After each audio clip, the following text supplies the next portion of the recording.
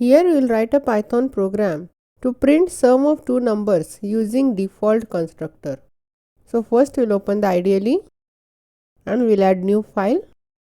In comment line we will write program description. First we will define class addition and we will define two variables, x which is initialized with 10 and y which is initialized with 20. Then we will write method total with self,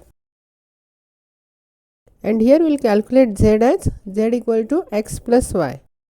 So self dot x plus self dot y, and we will print the total as addition of two numbers. Then outside the class we will create object of our class. So a equal to addition, and we will call the method a dot total. Then we will save it and we will execute it. It will print addition of two numbers as 30. Here we have not defined the constructor, but when we create the object, x and y are initialized.